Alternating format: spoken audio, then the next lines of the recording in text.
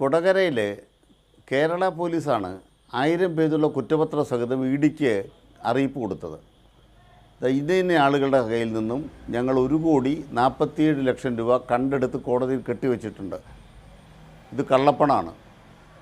ധർമ്മരാജൻ 25 ലക്ഷമാണ് പറഞ്ഞതെങ്കിലും യഥാർത്ഥത്തിൽ അതല്ല, 40 കോടി ഉണ്ടായിരുന്നു. അത് കർണാടകത്തിലെ കോൺഗ്രസിൻ്റെ BJPയുടെ ഒരു MLC, അദ്ദേഹം ഇപ്പോൾ രാജ്യസഭാ അംഗമാണ്. അദ്ദേഹമാണ് ഈ പണം കൊടുത്തുവിട്ടത്. ഇതടക്കമുള്ള മുഴുവൻ കാര്യങ്ങളും കൊടുത്തിട്ടും ED കൈപ്പറ്റിയിട്ടും ED അക്കാര്യത്തിൽ അന്വേഷണം നടത്താതെ, കുറ്റപത്രം ഫലപ്രദമായി കൊടുക്കാതെ ആ കേസ് അട്ടിമറിക്കുന്നതാണ് നമ്മൾ കേരളത്തിൽ കണ്ടത്. അങ്ങനെ കൊടകരയിൽ കേരള പോലീസ് ഫലപ്രദമായി ചെയ്ത കാര്യം പോലും അട്ടിമറിച്ചപ്പോൾ VD സതീശനും സംഘവും കേരളത്തിലെ BJPക്ക് പരിചയമായിട്ട് നിന്നു. ഇന്ന് കേരളത്തിൽ ഭരിക്കുന്നത് പിണറായി സർക്കാരല്ല, സതീശൻ സർക്കാരാണ്. മാരാർജി ഭവൻ അതുകൊണ്ട് സതീശൻ്റെ റഡാറിലാണ്. സതീശൻ്റെ അന്വേഷണ റഡാറില്ല, സംരക്ഷണ റഡാറിലാണ്. അതുകൊണ്ട് അവിടെ എന്തും നടക്കും. ഇപ്പോൾ സെൽഫി എടുത്ത ആളവിടെ ഇല്ലേ? നിങ്ങൾ BJP നേതാക്കന്മാർ ചോദിച്ചോ സെൽഫിക്കാരനോട്, എവിടുന്ന് കിട്ടി ഈ നോട്ടെല്ലാം? ഈ നോട്ട് എവിടുന്ന് കിട്ടി? BJPയുടെ ആഫീസിൽ വെച്ചല്ലേ സെൽഫി എടുക്കുന്നത്? ഉയർന്നു വന്ന ആരോപണങ്ങളുടെ വസ്തുതകളെല്ലാം പുറത്തു വന്നിട്ടുണ്ടല്ലോ. നമ്മളൊരു കാര്യം മനസ്സിലാക്കണം. ഇനിയിപ്പോൾ നമ്മൾ തെളിയിക്കാൻ നമ്മൾ ഹൈക്കോടതി പോകണം. പിന്നെ മോദി എന്തിനാണ് ഇന്ത്യ ഭരിക്കുന്നത്? ഇന്ത്യ രാജ്യത്തിന് പുറത്തുള്ള നോട്ടെല്ലാം കൂടെ, കള്ളനോട്ടെല്ലാം കൂടെ പിടിക്കാനാണ്. വിദേശത്ത് പോയ നോട്ടെല്ലാം കൂടെ പിടിച്ച് നമ്മുടെ എല്ലാ അക്കൗണ്ടിൽ 15 ലക്ഷം രൂപ തരുമെന്ന് പറഞ്ഞാണ് മോദി അധികാരത്തിൽ വന്നത്. 12 കൊല്ലമായി. എൻ്റെ അക്കൗണ്ടിൽ വന്നില്ല, വേണുസാറിൻ്റെ അക്കൗണ്ടിൽ വന്നെങ്കിൽ അങ്ങേക്ക് ഇപ്പം മറുപടി പറഞ്ഞ അങ്ങേക്ക് തൃപ്തികരമായിട്ട് തോന്നുന്നുണ്ടാവും. 15 ലക്ഷം രൂപ വിദേശത്തെ കള്ളപ്പണം പിടിച്ചുകൊണ്ട് കൂടെ തരും. നോട്ട് നിരോധിച്ചപ്പോൾ എന്താ പറഞ്ഞത്? ഈ കള്ളനോട്ടല്ല ആരുടെ കയ്യിലാണ്? വേറൊരു സമുദായക്കാരുടെ കയ്യിലാണ്. അത് പാകിസ്ഥാനിൽ കണ്ടെയ്നർ കൊണ്ടിരുന്നുണ്ട്. ഇത് നോട്ട് നിരോധിക്കുന്നതോടുകൂടി ഭീകരവാദം ഒഴിവാകും. 50 ദിവസം എനിക്ക് തരണം. നിങ്ങളുടെ നോട്ടില്ലാത്തതിന് കാരണം ഈ രാജ്യം ശുദ്ധീകരിക്കാനാണ്. അവസാനം രാജ്യം ശുദ്ധീകരിച്ചു. ഇപ്പോൾ കള്ളപ്പണം BJPയുടെ കൈ മാത്രമേ ഉള്ളൂ. ഈ രാജ്യത്ത് എത്ര കോടി രൂപയാണ് BJPയുടെ കള്ളപ്പണം ഇരിക്കുന്നത്? അത് വെച്ചല്ലേ MPമാരെല്ലാം ചാക്കിട്ടുകൊണ്ടിരിക്കുന്നത്. ഇതെല്ലാം നമ്മുടെ കൺമുമ്പ് നിൽക്കുമ്പം നിങ്ങളുടെ ഹൈക്കോടതി പോകണം. ഹൈക്കോടതി പോയിട്ട് ആരോട് അന്വേഷിക്കാൻ പറയും? EDയോട്. ED ആരുടേതാണ്? നിർമ്മല സീതാരാമന്. അവരന്വേഷിക്കുമോ?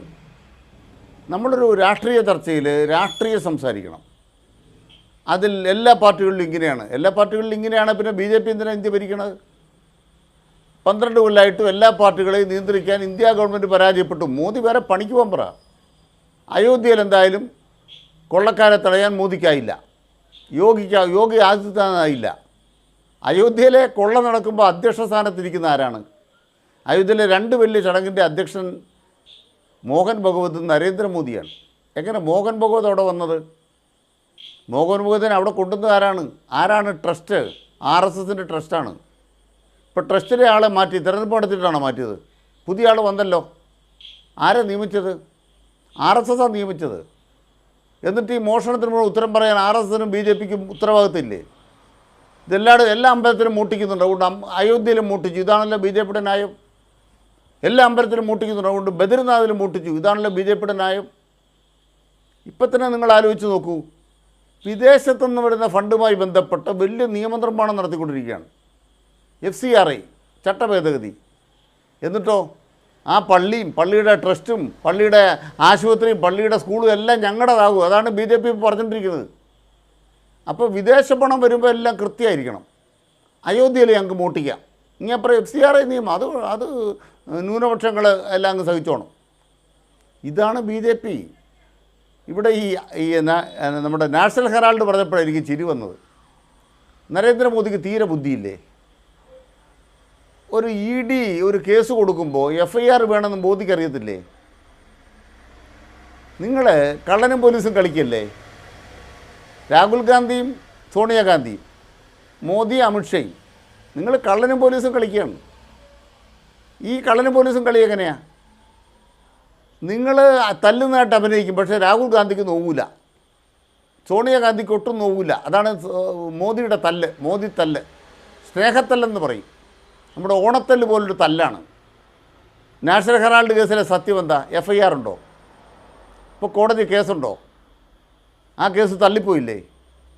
തള്ളാൻ കാരണം എന്താണ്? ഒരു പ്രൈവറ്റ് കമ്പനിയിലാണ് കേസ് പോയത്. FIR ഇല്ലാതെ ആ കേസ് നിൽക്കില്ല. എന്നപ്പോൾ FIR എടുത്താൽ പോരെ?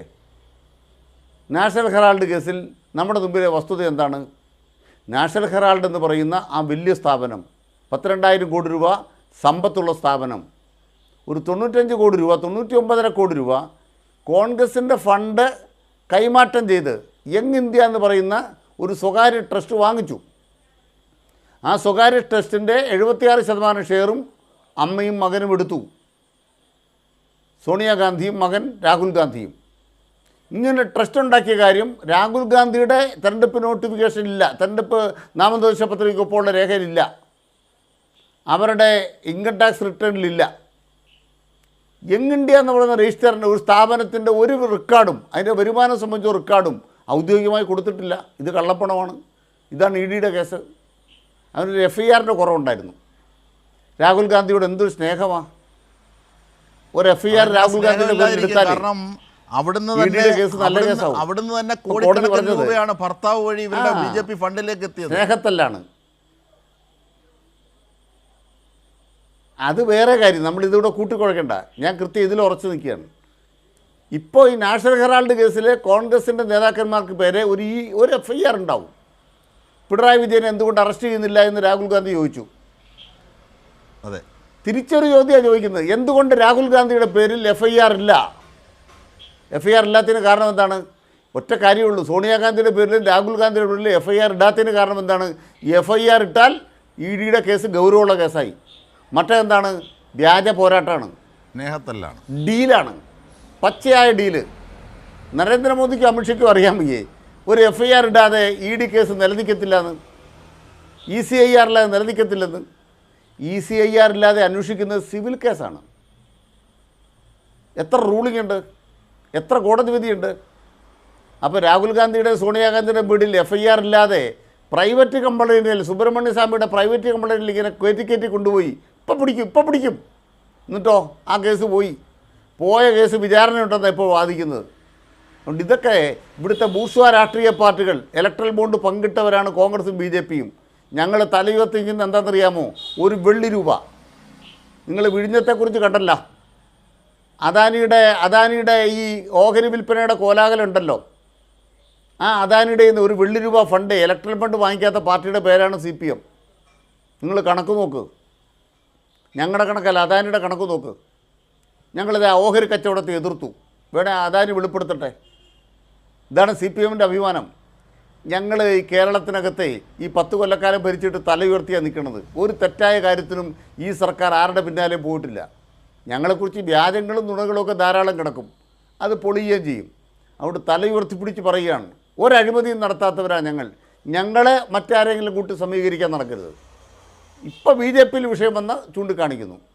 ധനരാജന് ഫണ്ടിനെ കുറിച്ച് കളവ് പറഞ്ഞപ്പോൾ കളവാണെന്ന് പറഞ്ഞു. കൃത്യമായ വിവരമുണ്ട്. ഞാൻ ചോദിക്കട്ടെ, ഇന്ത്യ രാജ്യത്ത് CPM കണക്ക് കൊടുക്കുന്ന പാർട്ടിയല്ലേ? കൃത്യമായിട്ട് ഇലക്ഷൻ കമ്മീഷന് കണക്ക് കൊടുത്തിട്ടില്ലേ? ഞങ്ങൾക്ക് കിട്ടിയ വരവെല്ലാം കൃത്യമായിട്ട് കൊടുത്തിട്ടില്ലേ? അങ്ങനെ കൊടുത്ത ഘട്ടത്തിലാണ് ഒരു കോർപ്പറേറ്റ് കമ്പനിയിൽ നിന്ന് ആന്ധ്രാപ്രദേശിലെ കമ്മ്യൂണിസ്റ്റ് പാർട്ടി 20,000 രൂപ വാങ്ങിയ ഒരു വിവരം 10 കൊല്ലം മുമ്പ് പുറത്തു വന്നത്. 10 കൊല്ലം മുമ്പാണ്. ഞങ്ങളെടുത്ത തീരുമാനം എന്താണ്? ഈ ഇലക്ഷൻ ആയിട്ട് ഏത് കാര്യമായിക്കോട്ടെ കോർപ്പറേറ്റ് ഫണ്ട് വാങ്ങില്ല, അങ്ങനത്തെ തീരുമാനം ഞങ്ങളുടെ പാർട്ടിക്കുണ്ട്. അതാണ് ഞങ്ങളുടെ അഭിമാനം. അതുകൊണ്ട് അഴിമതി നടത്തുന്നവരും ഞങ്ങളുടെ കൂട്ടത്തിലുണ്ടാവില്ല. തെറ്റ് കാണിച്ചാൽ തിരുത്താനും നടപടിയെടുക്കാനും ഒക്കെ ഞങ്ങൾക്കറിയാം. പക്ഷേ നിങ്ങളുടെ പാർട്ടിയുടെ പണി എന്താ? നിങ്ങൾക്ക് ഈ കള്ളപ്പണമല്ലേ, മേല് നോവാത്ത പണമല്ലേ ഞങ്ങളുടെ ആളുകളെല്ലാം കൊടുക്കുന്ന സംഭാവന ചെയ്യാണ്. സംഭാവന ചെയ്തതിന് അക്കൗണ്ടില്ലേ? BJPയുടെ കേന്ദ്ര കമ്മിറ്റിക്ക് അക്കൗണ്ടില്ലേ? ആ അക്കൗണ്ടിലെ സംഭാവന രേഖ നോക്കാമോ? ഞാൻ രേഖ നോക്കിയിട്ടുണ്ട്. അങ്ങ് ഇവിടെ പറഞ്ഞ വേണുഗോപാൽ സാർ ഇവിടെ പറഞ്ഞ പോലെ നിങ്ങളുടെ ആളുകൾ കൊടുത്ത 15,000 കോടി അല്ല കേട്ടോ. അങ്ങനെ കൊടുത്ത കോടിയല്ല. എവിടൊക്കെ റെയ്ഡ് നടന്നിട്ടുണ്ടോ, ED റെയ്ഡ് ചെയ്തെടുത്ത് EDയുടെ കയ്യിൽ നിന്ന് എണ്ണി EDയെ കൊണ്ട് അവിടെ റെയ്ഡ് നടത്തിച്ച് വലിയ വലിയ കമ്പനികൾ പണം കൈമാറിയതാണ് ഇലക്ട്രൽ ബോണ്ട്. ED റെയ്ഡ് നടത്തിയ കമ്പനി BJPക്ക് പണം കൊടുത്തു. ED റെയ്ഡുള്ളിടത്ത്, ED കേസെടുത്തെടുത്ത്, CBI റെയ്ഡ് ചെയ്തെടുത്ത് പിറ്റേ ദിവസം മുള്ളിക്കൊണ്ട് കാശ് കൊണ്ട് കൊടുത്തു. ഇതാണ് ഇലക്ട്രൽ ബോണ്ട് അഴിമതി, പച്ചയായ അഴിമതി. ഇത് നടത്തിയ BJPക്കാർ സമീകരിക്കാൻ വന്നിരിക്കുക. ഇലക്ട്രൽ ബോണ്ടൊന്നും അല്ലല്ലോ. അയോധ്യയിൽ കട്ട എത്രയാണ്? വല്ല കണക്കുണ്ടോ? എന്നിട്ട് ന്യായീകരിക്കാൻ മടിയില്ലാത്ത ബി ജെ പിക്കാർ ഇറങ്ങിയിരിക്കുകയാണ് ഓരോ കാര്യത്തിന്. അതുകൊണ്ട് ഇത് ജനങ്ങൾ തുറന്ന് മനസ്സിലാക്കിയിട്ടുണ്ട് എന്താണ് ബി ജെ പി എന്നുള്ളത്. ഇത് ബി ജെ പിയുടെ വാട്ടർലൂ ആണ് അയോധ്യ. അയോധ്യയിലെ കൊള്ള ബി ജെ പിയുടെ വാട്ടർലൂ ആണ്. അയോധ്യയിൽ രാമനെ മൂട്ടിച്ചതോടുകൂടി, രാമൻ്റെ സ്വത്ത് കൊള്ളയടിച്ചതോടുകൂടി ബി ജെ പി ഇന്ത്യൻ രാഷ്ട്രീയത്തിൽ വേരറ്റ് പോകുന്ന പാർട്ടിയായി മാറും. അത് മാത്രമല്ല, ഈ സ്നേഹത്തല്ലിൻ്റെ മറ്റൊരു ഉപകാര സ്മരണയാണ് രാഹുൽ ഗാന്ധി ഇതുവരെയും ഈ വിഷയത്തെ ഉയർത്തിക്കാട്ടി ശക്തമായ പ്രതിരോധം തീർത്തിട്ടില്ല. അന്ന് വലിയ പ്രസംഗമൊക്കെ നടത്തി, പക്ഷേ രാമക്ഷേത്ര കൊള്ളയെ സംബന്ധിച്ച് ഒരു വാക്ക് മിണ്ടിയിട്ടില്ല. അല്ല, രാഹുൽ ഗാന്ധി ഇന്ത്യയിൽ ഇല്ലല്ലോ. ഇപ്പോൾ വന്നെന്ന് തോന്നുന്നു. രാഹുൽ ഗാന്ധി ഫാസിസത്തിനെതിരെ സമരം ചെയ്യാൻ പോയിരിക്കുകയാണ്. ഇന്ത്യയിലില്ല, എവിടെയാണെന്ന് ആർക്കും അറിയത്തില്ല. ഇന്ത്യയിലില്ല, എവിടെയാണെന്ന് ആർക്കും അറിയത്തില്ല. നമ്മൾ മനസ്സിലാക്കേണ്ട കാര്യം, തെരഞ്ഞെടുപ്പ് കാലത്തൊക്കെ വലിയ വലിയ വർത്തമാനം പറയുന്ന ആളുകൾ രാഷ്ട്രീയ പ്രക്രിയയുടെ ഭാഗമല്ല. കോൺഗ്രസ് രാഷ്ട്രീയ പ്രക്രിയയുടെ ഭാഗമല്ല. ബി ജെ പിക്ക് ഏറ്റവും സൗകര്യമുള്ളൊരു പ്രതിപക്ഷമായി കോൺഗ്രസ് നിൽക്കുകയാണ്. തീർച്ചയായും സ്വയം പരാജയപ്പെടുത്തിക്കൊണ്ട് നിൽക്കുകയാണ്. തീർച്ചയായും.